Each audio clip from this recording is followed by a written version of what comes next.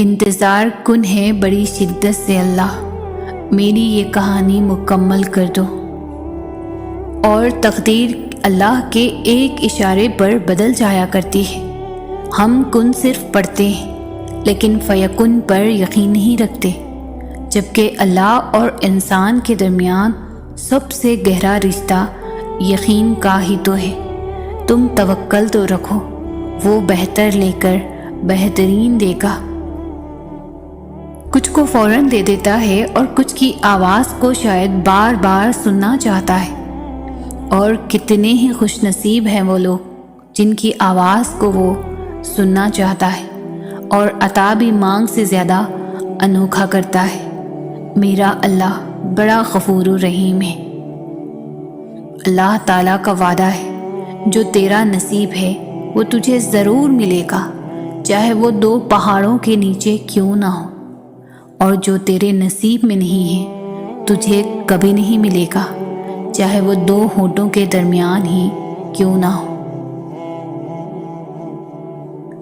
کبھی کبھی اللہ تعالیٰ ایسی خواہشات میں ہمارا دل لگا دیتا ہے جنہیں ملنا ہمارے نصیب میں نہیں لکھا ہوتا۔ کیوں؟ جب نصیب میں نہیں ہوتا تو دل کیوں ایسے خواہش میں لگاتا ہے؟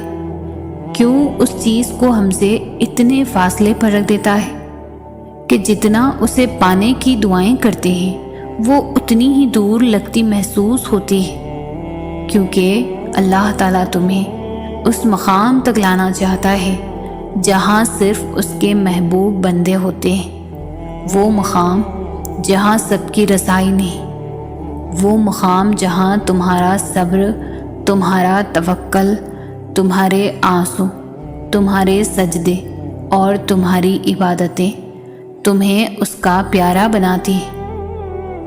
اور ہر کوئی تو اس کا پیارا نہیں ہوتا نا، اور تب تم اپنے لیے مانگتے مانگتے اس راستے کو چل پڑتے ہو جس کے آخر پر وہ تمہارا منتظر ہے۔ ضروری نہیں کہ کسی چیز کا مل جانا ہی دعا کی قبولیت ہے، بلکہ کسی چیز کا دور ہو جانا بھی دعا کی قبولیت ہے۔ بس کبھی کبھار تکلیف یقین اور مصلحتوں پر اتنی بھاری ہو جاتی ہے کہ نہ دعا قبول ہوتی نظر آتی ہے اور نہ مصلحتیں سمجھ میں آتی۔ یہ بھی امتحان ہوتا ہے، ہماری محبت کا امتحان، صبر کا امتحان، ضبط کا اور ہمارے یقین کا امتحان۔ دعا چاہے دن کے اجالے میں مانگی جائے یا رات کے سسکتی ہوئی خاموشی میں، رو کر مانگی جائے یا مسکرا کر، بارش کے دوران مانگی جائے یا تپتی ہوئی دھوپ میں سلگتے ہوئے ہاتھوں سے، دعا ہمیشہ قبول ہوتی ہے، بس قبولیت کے انداز مختلف ہوتے ہیں۔ وہ جس کا نام المجیب ہے تو کیا وہ تمہارے دعا کے لیے اٹھتے ہاتھوں کی لاج نہیں رکھے گا؟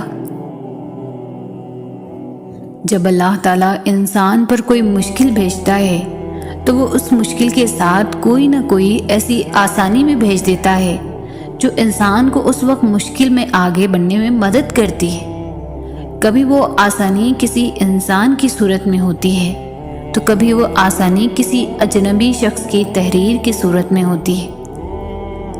اسے آپ تک پہنچانے والا اللہ ہے، کیونکہ میں نہیں جانتی کہ آپ کن حالات سے گزر رہے ہیں، لیکن اللہ جانتا ہے، اور وہ اپنے بندوں کو کبھی بھی اکیلا نہیں چھوڑتا۔ بے شک ہر مشکل کے ساتھ آسانی ہے۔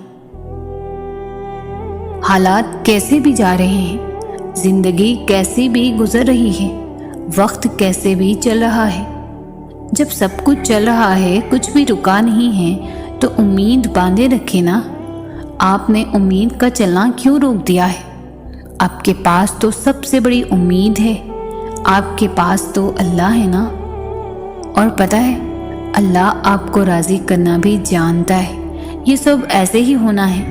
یہ طوفانوں سے گزرتا قافلہ چلتے چلتے جب اپنی منزل پر پہنچ جائے گا تب آپ راضی ہو جائیں گے، کیونکہ اللہ تعالیٰ نے یہی بتایا ہے کہ ان قریب تمہارا رب تمہیں اتنا دے گا کہ تم راضی ہو جاؤ گے۔